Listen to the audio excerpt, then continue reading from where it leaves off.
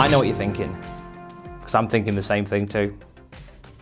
This shirt is a wreck. You need a new one from cultaholicshop.com. Limited availability on some limited edition items right now. When they are gone, they are gone. We do worldwide shipping as well. Cultaholicshop.com. Go there now, because once it's gone, you don't get another chance. So go there now. Go on, go.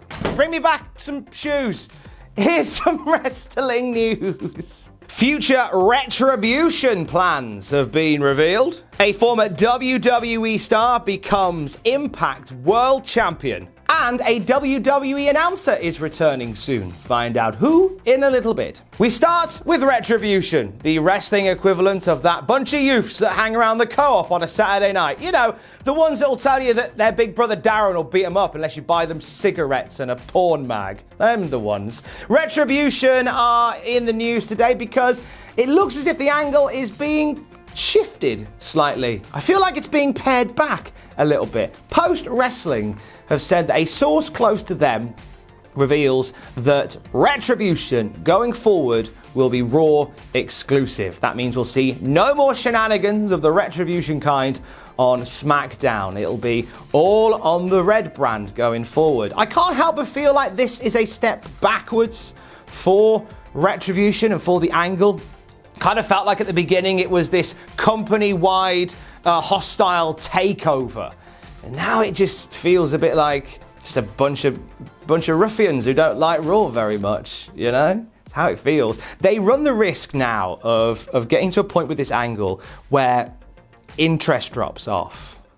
And they need to do something, I think, in the next week or so to further the angle, whether that is introduce the leader or introduce a member of the gang. Do something different now going forward, because you're just going to end up alienating and boring some wrestling fans. I can imagine there's some in the comments who are already fed up with it, you know? So you want to kind of start the ball rolling on the next phase of this plan, whatever it might be. It certainly won't be on SmackDown anymore, as according to sources close to Post Wrestling, Retribution is going to be Raw exclusive going forward. There was some real retribution on Impact Wrestling last night as former WWE star Eric Young became the Impact World Heavyweight Champion. Eddie Edwards has been doing weekly call-outs, challenging people to face him for the title. Eric Young stepped up last night after some Healy shenanigans at a pile driver. He became the face of the company and the new Impact World Champion. Second time he has been a champion within this company, slightly different iteration of that company. It was back when it was TNA Wrestling that Eric Young pile drove his way to the TNA World Heavyweight Championship. But then obviously after that he left, wasn't immediately after that, but you know, sometime after that, he joined NXT. We saw something quite exciting coming through, Insanity. It then ended up on SmackDown and nothing really happened. Then Eric Young, then nothing happened. Vince McMahon told him there's nothing for him right now.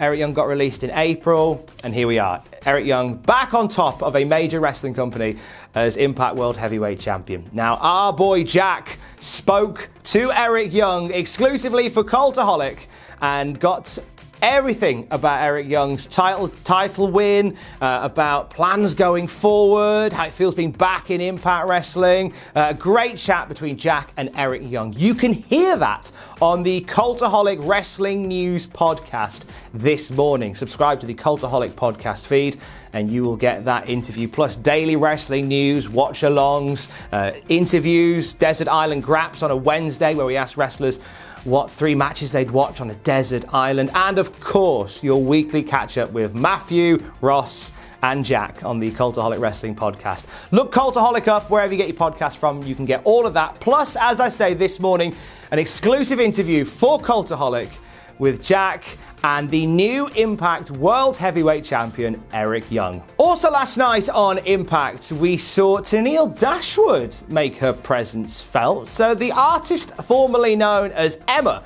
in WWE turned up in the middle of a back and forth between Jordynne Grace and Deonna Purrazzo and made her presence felt on Impact last night. Tell you what, the Impact Knockouts division is ridiculous at the moment. It's just so rich and varied and wide, and the possibilities are endless in terms of who can do what within that division alone. It's a really exciting time, and Tenille Dashwood is a great addition to that. Of course, when Emma left WWE, she ended up doing stuff with Ring of Honor. That's where we sort of met Tenille Dashwood, and so it's good to see her back in her main company once again. It's been a very quiet 6 months or so for Tenille. It's been a quiet 6 months for all of us, to be honest, but she's very much part of a very vibrant knockout division on Impact Wrestling. Renee Young has given her first interview post-WWE. She was on the Sports Illustrated Media podcast and shed a bit of light on when she decided she was going, WWE's reaction to her getting COVID-19, which is, we'll get to that in just a second, and plans going forward. So in the interview, Renee says there was a definitive moment when she decided that she was looking past WWE now. It was when Backstage got cancelled. The same day she got the coronavirus, she took some time just to stop and evaluate her life and decide if she's doing the right things and if she wants to do more. And it was sort of from there she started to have the epiphany that maybe there's more to do, because now Backstage has been cancelled.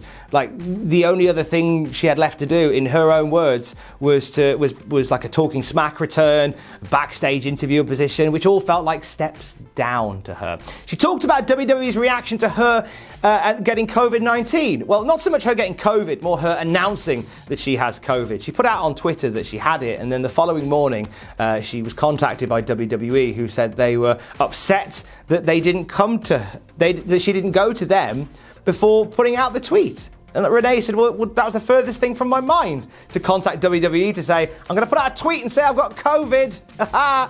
And it is. So they were upset with the fact that she'd announced it. They saw it as a bad PR move. And she even said that they weren't actually that caring when she was out ill. Like, there was a lack of communication between her and WWE, except to tell her off for putting out a tweet about it. Not the most glowing for WWE PR, that one, I do believe. When she made her decision, she spoke to Michael Cole about it, and they said no one tried to talk her out of it because she very much had her mind set on going forward. Now, Renee did add that she is still working for Fox in relation to WWE. They're currently trying to figure that situation out. It could be like a CM Punk style deal whereby she doesn't work for WWE, she works for Fox, and that's kind of how it goes. That might be where it ends up going. But she is looking ahead to other things. AEW is not on the cards right now. She has said, I've not contacted AEW or had any contact with AEW, because that seems to be the obvious thing that people think. Like, oh, she's definitely going to go to AEW. No, she says, no, nothing about that. She says that's always the assumption. She says the goal right now is to be more in control of her content, sort of guide her own career, be the Lady Rogan in her own words. She has a no-compete for quite a while with WWE. Her words, quite a while, which suggests probably longer than 90 days. So it might not be until 2021 where we start to see what Renee will do next. And whilst it is sad to see Renee walk away from WWE, you just know somebody of her caliber is going to go on to do really great things. Let's take a look at that WWE revolving door one last time in this news video. So Renee is out. Mara Ranallo, as we know, is out. Nigel McGuinness back in. Mike Johnson of PW Insider has said that Nigel McGuinness is indeed coming back to WWE, but that is all that we know